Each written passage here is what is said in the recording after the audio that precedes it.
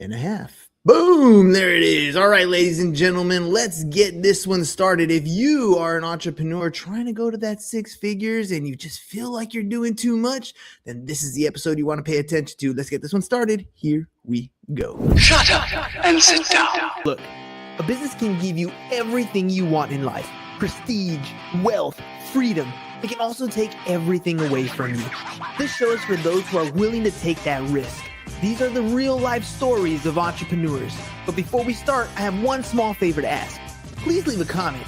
It can be advice, critiques, tips, feedback, or share this with someone because your engagement is the most valuable and most powerful form of social currency. So thank you, and welcome to another episode of Business Bros.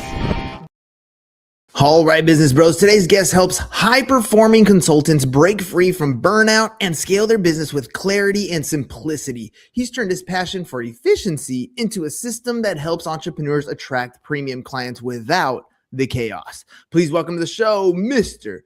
Daniel Nikic.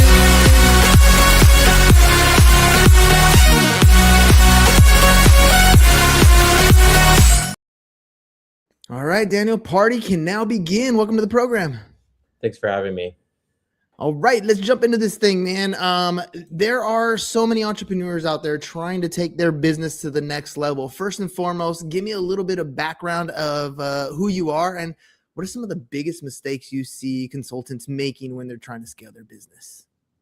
Okay, no, that's a great question. So originally I'm from Canada. I live in Europe in Croatia since 2009. I've been living in Croatia and I've been dealing with the international markets with my company Cores since 2014. And in terms of consultants, what they make the mistake of is assuming that they know what their potential clients' wants and needs are and somewhat over promising in what they can deliver and not understanding, if dealing with the international markets, the social cultural factors. You think some of that had to do with things like Steve Jobs, for example? He was always one of those people who said stuff like, the customer doesn't know what they want until I show them what they want. You think some of that kind of mentality goes into play here when you have consultants who seem to be the expert in their field? They know because they've worked with plenty of clients in the past in that particular industry. They have a step-by-step system. They know what it takes to scale their business. They oftentimes forget that the client also has their own needs, not just the needs that the consultant is kind of putting forth. You think our own culture has something to do with that? Or since you're more on the global scale, do you think it's just one of those inherent human nature things where we just think because we're the expert, we don't ask those questions to get that nitty gritty from the client? No, that's a great question. Based on my experience, I think those consultants who have a quite high reputation in delivering quality service, or if they're going based on their legacy, they sometimes have the, let's just say, power to be very open, to say to a potential client, no, this is your problem, boom, boom, boom, you should do this, and the client doesn't question them. And I think a client would somewhat question a consultant if they didn't respect them as much or did not have as much trust. Because I guarantee you, if a McKinsey went to, let's just say, a mom-and-pop store in Wichita, Kansas, and told them, hey, you guys should be doing this, they'll most likely take that as professional feedback, and they have to do that.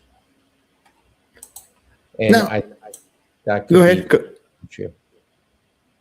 Well, let me kind of pause you there because often I feel like, especially with entrepreneurs who are just getting started, they have an idea of where they want to go, but it's not always what ends up happening. They have a napkin business plan, for example, and they have an idea or a concept of how they're going to scale or grow their business, but then reality hits, and reality never goes according to plan. You might plan for every single contingency, but at the end of the day, things happen. And you focus a lot on clarity. How does like gaining clarity actually lead to that consultant either acquiring better clients or even better, acquiring better results for their clients?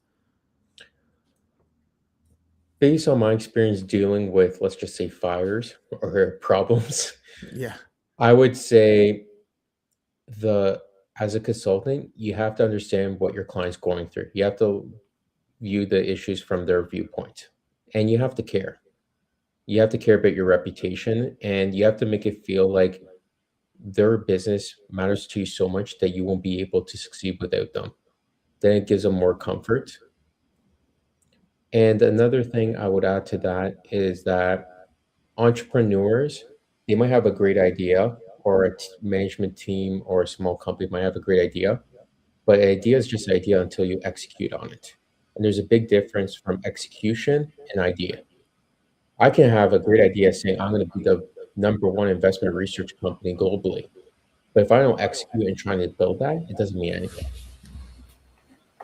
The execution is 100% more valuable. I got a mentor, and I love one of the sayings that he says. Billy Jean is marketing. He always says, "There's no such thing as $1 million idea, only $1 million execution." You hear the greats say it over and over again. It's not that they were the most skilled; they just were the most practiced. They go in thinking that every practice is game day, and as a result, the conditioning, the constant getting out there and doing the work ultimately produces results. At first, it might be a little bit slower for some, and it might be a little bit more of a struggle. But over time, eventually, you just get better and better because you're constantly doing the same thing. Now, to avoid that with insanity, right? As an entrepreneur, doing the same thing over and over and expecting a different result, that is also a clear sign of insanity. How do I balance between the two? Stay consistent and know that eventually I'm going to persevere versus staying consistent and being delusional in my expectations or outcomes. No, that's a great question. I think sometimes entrepreneurs have to pivot, if it means pivoting what the product or service they're offering, or pivot what their strategy is going to be.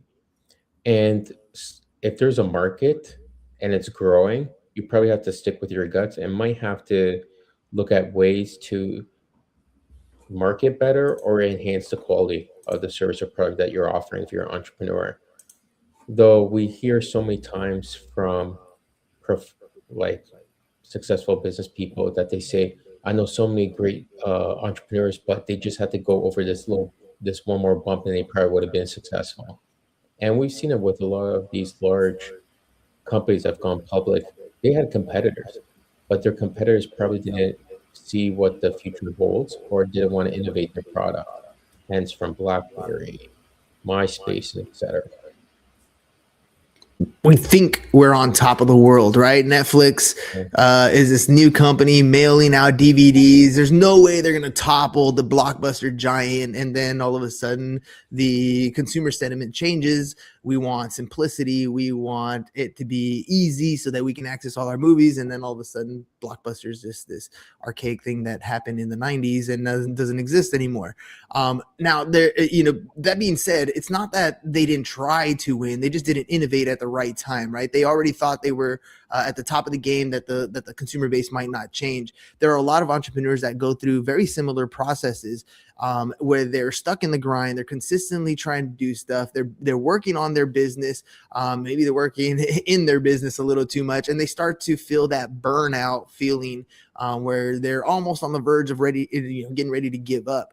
Can you break down your process, how you help these clients maybe escape that burnout feeling, but still work towards growing their business? That's a great question. I think the burnout feeling has to deal with the entrepreneur's mental health and kind of mental strength. Because if you're an entrepreneur, and I think anyone who's entrepreneur will confirm, it's quite lonely.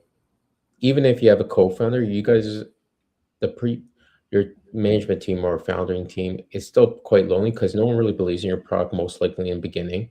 And if you're starting from scratch, you have to get the first clients, the pilot projects, you've got to deal with rejection. I always say, if you're an entrepreneur, you know what rejection is. No one can tell you anything else. You're not afraid of rejection. And Yeah. your personal life too. So I always say to them, if it's possible, if you believe in your product and there's a market, you just gotta keep on going and do a reassessment of what you need to change if you don't see the results that are happening. But you have to believe in the vision. And Dude, sometimes it could be that you're not building a company, you're building a widget or a product that can be acquired from a bigger company. And this one very successful business person told me in Dubai, it was about 8 months ago. He said, Daniel, the problem with a lot of entrepreneurs, they think they can compete with the big guys. They should be looking to work with them, which will allow them to be more successful. And that's a good point of advice, in my opinion.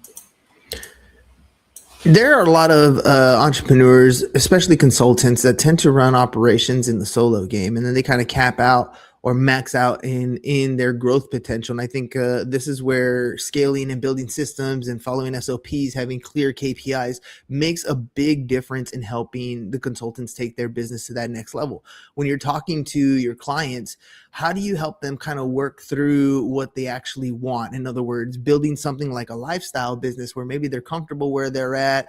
They're building something that maybe is not going to be for sale. Maybe it's going to be something that is just within themselves, versus identifying that individual who's really trying to build something that they want to take as an IPO someday, sell off as a company someday, build franchises and grow something conglomerate. How do you help clients kind of distinguish between the two? And oftentimes the answer they get is they want to make money and grow, but they don't exactly know what that means for them.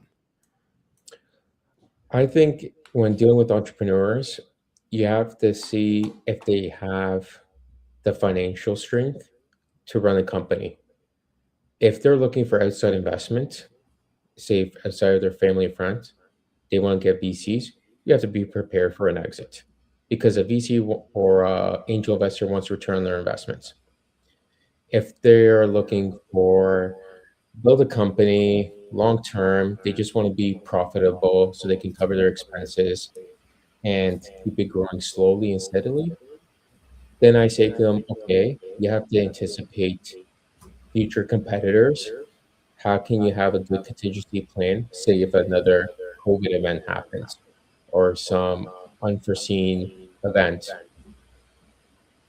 But overall, I always say with the advancement of technology, you have to be able to innovate your product service. If you can't, you might have to be prepared to not have it last for 20 years or 15. It could be only a company for 5 to 10 years, for example.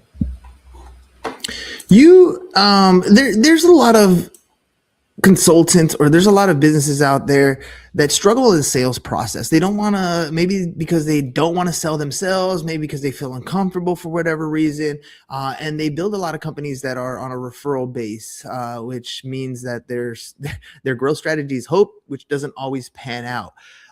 Then there are other entrepreneurs who position themselves where they can attract clients on a regular basis. They're not having products where the pricing is a race to the bottom. They're attracting premium clients on a consistent basis. And it almost feels like they're doing it without selling.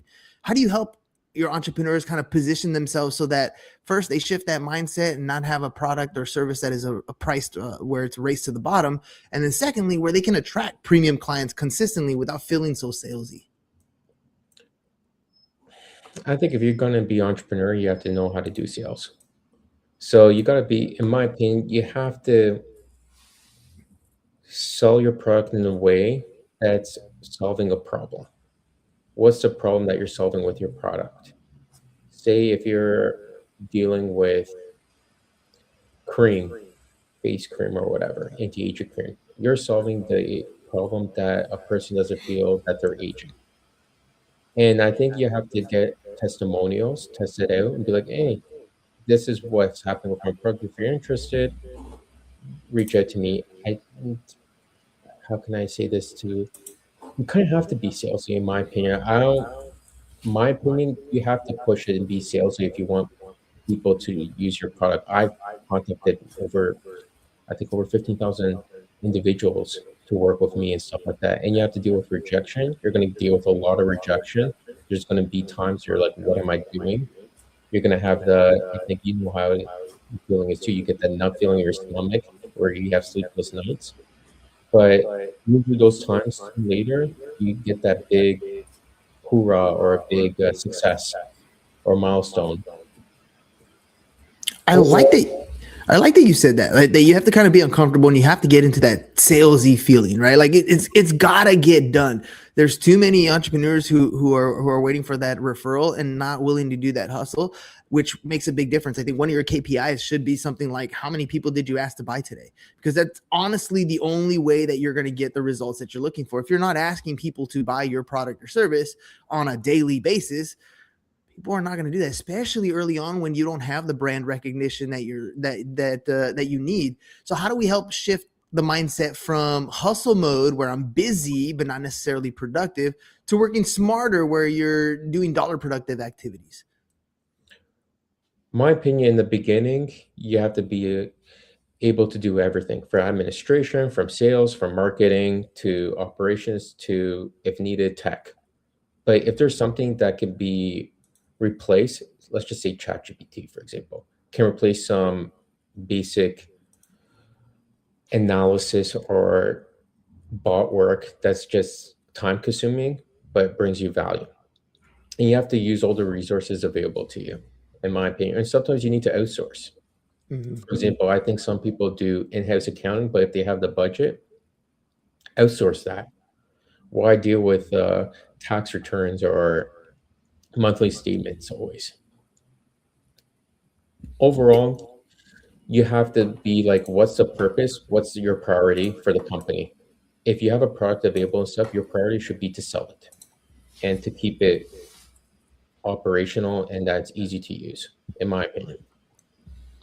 I remember early on when I first got my real estate license, I was learning how to do a lot of real estate stuff. And I remember a mentor that I had there had this saying. She said that secret agents have skinny kids, and I thought it was really weird. And then when she explained it, she's like, you get your license and you're ready to go out and sell real estate, and you don't go tell anybody about it. You're being secretive about it. You almost assume that now that you have your license, all of a sudden the world is going to come to your front door, and that's not necessarily the case. And you get people kind of telling you all kinds of different things. You need to run ads, you need to post stuff on social media, you need to do XYZ. And not that any of those are necessarily wrong, but I feel like, especially in the consultant space, in the self-employed space, in the sales space, you need to have some sort of personal branding in place to attract the right kind of clients, so that the clients are looking for that thought leader in that particular industry. And you being that thought leader will most likely increase the chances that people are going to want to work with you. You're seen more as the expert in that case. What do most consultants, do you feel, overlook when it comes to building that personal brand and attracting those right clients? No, that's a great question. I've worked with PR experts from the States, from Asia, and one thing I always ask them is, I want to continue growing my company so successful, but obviously, it's not like 10 years ago where you could send emails when someone's going to respond, or Yeah. you can reach out via social media. It could be LinkedIn, Twitter, or whatever, to get a client. And I think sometimes you have to kind of give them like a snapshot of your knowledge. It could be writing articles, it could be doing podcasts, it could be also writing posts where you specify something that's going on in the market. It's like, oh, that's interesting. For example, I post interesting articles that I notice every week, and I put a little takeaway. What's the main point of these articles that are interesting for someone who wants to know what's going on, but they don't have to read the full article? So, and one thing I would say is, I think in today's world, and it'll continue to grow due to AI, I feel people want authenticity more and more, because I think we're somewhat losing. I think not everybody wants to see the same AI video or the same AI voice from UK or America narrating a story. And I think that's kind of good. And I think mistakes are kind of like, oh wow, this person made a mistake, but they seem like a pretty smart individual. It could be interesting to see what they can offer me.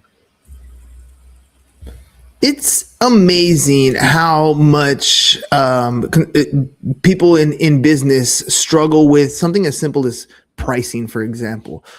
They often will come to market and they look at what their competitors are doing. They look at what the other people in the surrounding industry are charging, and they kind of build their pricing somewhere along the same route.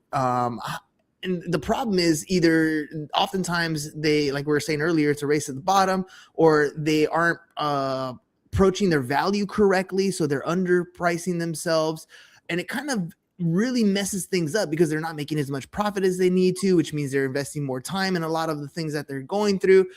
How do you help your consultants kind of approach pricing in a way where they can earn revenue, generate a profit enough to live, but also to build and scale without like overloading their schedules? No, that's a great question. First, you have to do your competitor analysis. What's the competition doing? What are you offering that's better or worse than them? And what pricing method do you want to use? Do you want to use low skimming, which is like putting a low entry price, or do you want to use to be a high quality luxury product? And then if you're going to have that pricing, what's so exceptional that you're offering that no one else is offering? For example, I'll just take example the airlines. You can go with certain airlines. Let's just say Ryanair, since I'm in Europe. It's not that expensive, but you know what you get. If you want something luxurious, say you want to go to Germany, you're going to take Lufthansa to the first class. You pay first class pricing because it's something luxurious that you're getting or something exceptional. And I always, when it comes to that they're profitable, you have to know your cost. I remember working with one client, and I was pretty much a fractional CFO for them, so chief financial officer for them. I remember looking at their expenses and being like, hold on, you're paying for all these invoices based on contracts that expired, which is hurting you to being covering your overhead. Let's eliminate these, cancel these contracts, and inform these companies that you're no longer using our vendors, no longer using their services, and find a cheaper and let's just say maybe more feasible vendor to help them still offer their service and product and be more profitable.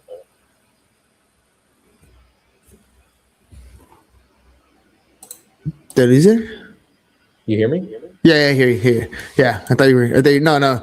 You're absolutely right. In making it more profitable is going to free up a lot of more time. You're going to feel better about your business. It's going to grow a lot easier. You're going to have the capital there to invest in a number of different things. Whether you're bringing on suppliers, or you're bringing on employees, or you're bringing on new machinery, or whatever it is, the cash will be there if you price it correctly. What's your take on like niching down, for example? When is it helpful? When does it hurt growth?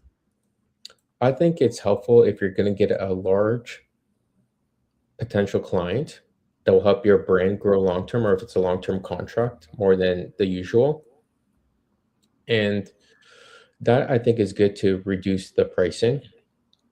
And if it will help your company grow to be more established player in the market, I think that's when you give a discount, let's just say. That's not a bad approach. I mean, I'm down with a little bit of discounting here and there, but for the most part, we want to keep our value and our pricing right around the same spot. Maybe adjust the offer a little bit, give something of value a little bit more to stand out. When clients work with you, what kind of results do they see when they're applying your system? How fast do those things tend to happen? What can someone expect when they want to work with you? And then, of course, the plug, right? How can they get a hold of you? No, great question. So if someone's working with me, I always ask what if questions. So they say, "Hey, Daniel, we need this." I'm like, okay. I ask them questions, so I understand that I always say like a young child. Why? So there's no misunderstanding or miscommunication in later on, because as you know, for if you're a consultant, you have to be prepared to not you have to be prepared to deliver a final product that's valid to them. They're not going to waste their money, and they're going to be like, what the hell is this? This is garbage. So I go with the approach, ask as many questions as possible in the beginning, be very responsive, and give them something of valuable that they cannot do themselves. Give them time and bring them value. And to get a hold of me, you can check out my website at www.danielnikic.com, or you can reach out to me on LinkedIn. I have a quite unique name, pretty easy to find. And last but not least, I would say in order to keep the customer happy, you always have to understand what they want and need. Always think through their lens. Now, if someone's watching right now, they're listening, they feel stuck, they have maybe too much to do, and they're getting too little ROI. What's the last bit of advice you'd give them? Where should they go to get started? How can they help? If they're looking for advice, they have to see what questions do they really have. It can't just be like, oh, I want to make money. This is my product. What are you offering? What's your target market? You kind of have to do some deep research, I would say investment research, to be like, hey, this is a product. I want to target this market. Am I approaching this properly? And you can find questions. You can go to, luckily, we live in a world today that a lot of stuff's online. You can find some free feedback online, or you can try to contact experts and be like, hey, try out my product for free and give me your feedback if you like it, not if you do like it, and you can use it free for a few months. Yeah, it might cost you some money, but it could be a huge help in the future. And that's what it comes down to, ladies and gentlemen. Look, if you're feeling stuck, there's always people out there who've already done what you want to do. Find the mentor who can help you, and you can start by going to danielnikic.com. And let me just spell it for you. Daniel is Daniel, and then Nikic is Nikic. So danielnikic.com. Go over there, send him some information, have a conversation. That's where it begins. You're never going to make any changes unless you take that first step of action. And that first step for today is go to danielnikic.com. Make sure you guys reach out and see how Daniel can help you scale your business, take it to that next level. Daniel, thank you very much for being on the program. Ladies and gentlemen, that's all we got for you guys today. We'll catch you guys on the next one. Peace. And we're out. It's over. Go home. Is your business in need of marketing? Try starting a podcast, but not just any podcast. Podcast like a pro. We can show you how to take your business from being invisible to becoming a brand people trust. Go to www.businessbros.biz to get started today.